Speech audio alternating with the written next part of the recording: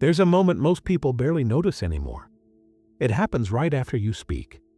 A tiny pause, a flicker of tension, and then almost automatically you add more context, more reasoning, more softening.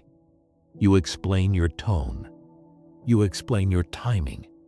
You explain your absence, your boundary, your mood.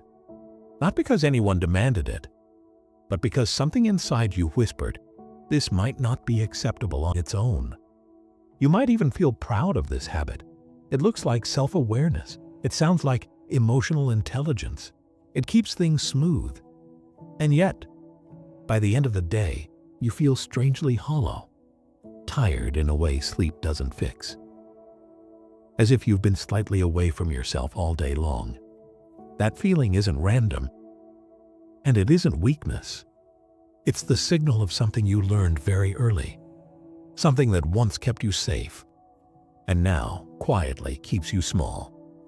But before we name it, we need to go back, not to a mistake, not to a failure, to a moment where you adapted. Chapter 1, The First Adjustment. Part 1, When Expression Met Correction. Imagine the first time you noticed it wasn't enough to simply feel something. You were excited, and someone laughed. You were hurt, and someone minimized it. You were angry, and someone called you dramatic, difficult, or ungrateful. Nothing traumatic, nothing extreme. Just enough to teach you a rule you never consciously agreed to. Raw expression needs editing. So you learn to add context. You didn't just feel sad. You felt sad for a reason. You didn't just say no. You had an explanation ready. You didn't just withdraw. You announced why so no one would misunderstand. This wasn't manipulation. It was intelligence. You were reading the room. You were learning the emotional language of the people around you. You were translating yourself into something safer. And it worked. Approval came back. Conflict softened. Connection stayed intact. So the behavior stuck. But here's the detail that often gets missed. At no point were you taught how to come back to yourself after the translation. Over time, the edited version became the default. And something subtle began to happen. Before speaking, you started checking. Will this make sense to them? Do I need to justify this? How will this land? The moment itself, your direct experience, became secondary. That shift is small, but it changes everything. Because once your inner life needs external approval to feel legitimate, a quiet dependency is formed. And that dependency doesn't announce itself as fear. It announces itself as being reasonable. Part 2. The Inner Negotiator. At some point, an internal voice took on a new role. Not the critic, not the dreamer, the negotiator. Its job was simple. Make sure your feelings, needs, and boundaries were presentable. It polished your words mid-sentence. It softened your edges before anyone could feel them. It added disclaimers where none were asked for. I'm probably overthinking this, but it's not a big deal. I don't mind. I just wanted to explain. This voice didn't hate you. It protected you. It remembered what happened when you were misunderstood, when honesty caused distance, when unfiltered truth felt risky. So it stepped in early, and the more it worked, the less you noticed it working. Until one day you realized something unsettling. You no longer knew what a clean, unedited response felt like. Everything came with context. Everything came with justification. Everything came with a subtle apology for existing as you are. And here's the unresolved question most people never ask. If your feelings always need explaining, who are they actually for? Chapter 2. The Hidden Cost. Part 1. Living in response mode. When explanation becomes reflex, life turns reactive. Not dramatically, quietly. You start monitoring reactions before they happen. You anticipate disappointment before it's expressed. You preemptively soften truths that haven't even been challenged. Your nervous system stays slightly alert, always scanning, always adjusting. This isn't anxiety in the classic sense.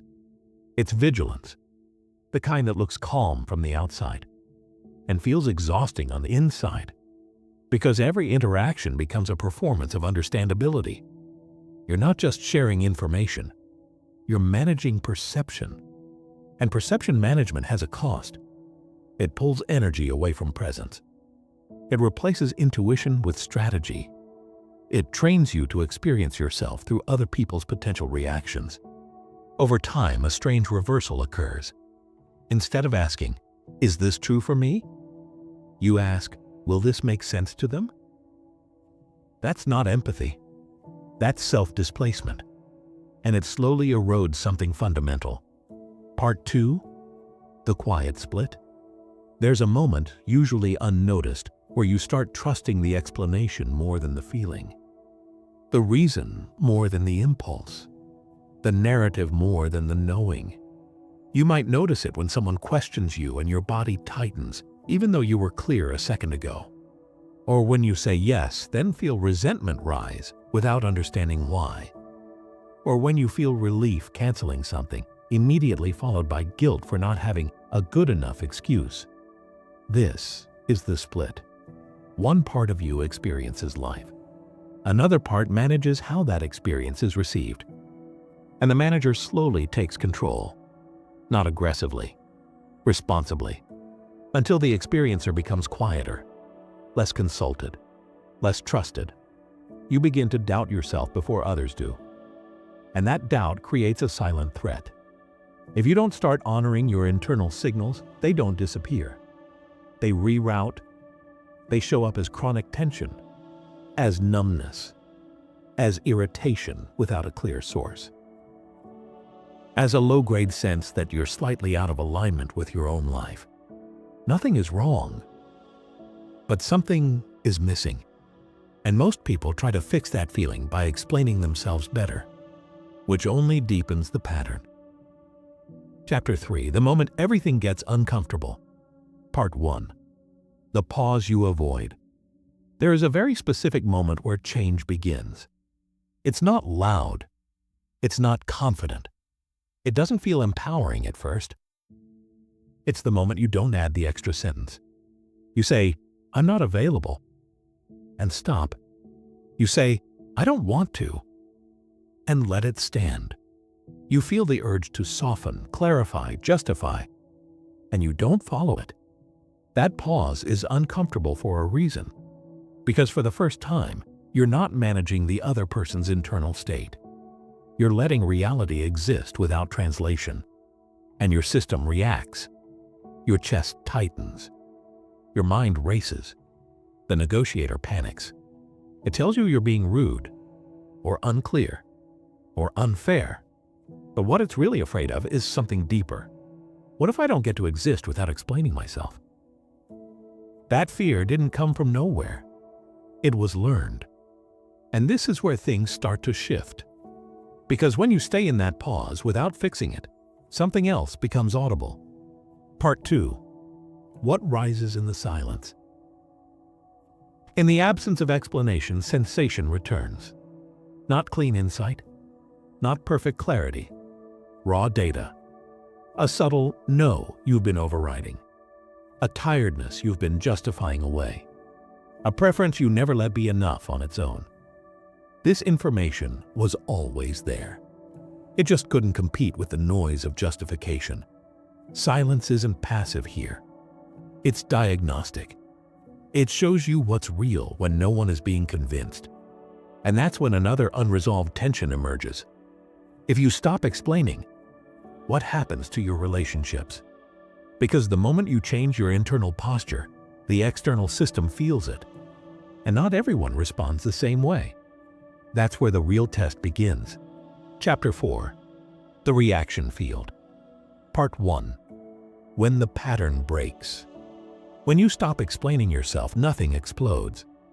That's what makes it confusing. There's no dramatic confrontation.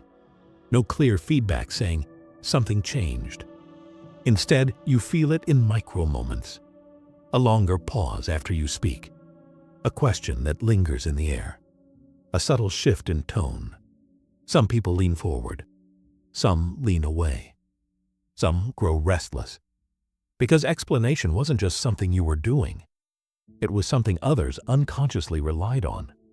Your justifications made you predictable. Your disclaimers made you easy to place. Your transparency made them comfortable. When that disappears, a quiet recalibration begins.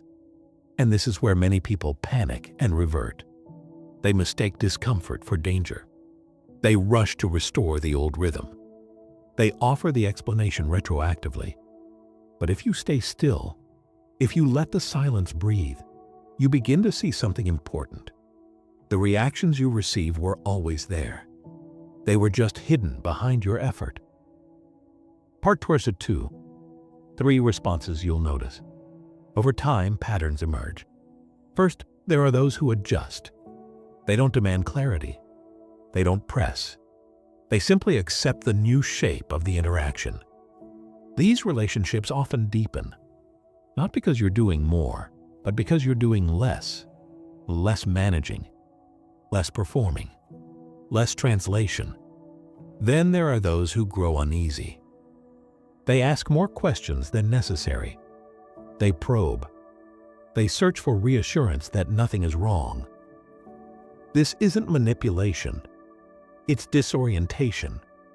They were using your explanations as emotional coordinates. Without them, they feel slightly unmoored. And finally, there are those who resist. They interpret your silence as withdrawal, your boundary as defiance, your calm as distance. These reactions sting, not because you're wrong, but because they touch the old fear. See, you should have explained. But here's the truth that slowly becomes undeniable. Any connection that only functions when you overextend yourself was never neutral. It was conditional. And conditions become visible the moment you stop meeting them. Chapter 5. What you're actually reclaiming. Part 1. Not power, permission. There's a misunderstanding about what this shift creates. It's not dominance. It's not coldness. It's not emotional detachment. What returns is something quieter. Permission. Permission to feel without framing. Permission to choose without persuading. Permission to be without defending. You begin to notice the difference between sharing and justifying. Sharing feels optional. Justifying feels urgent. Sharing comes from abundance. Justifying comes from fear. And once you feel that difference in your body, you can't unfeel it. Your no becomes cleaner. Your yes becomes rarer and more honest. Your silence stops feeling empty and starts feeling grounded.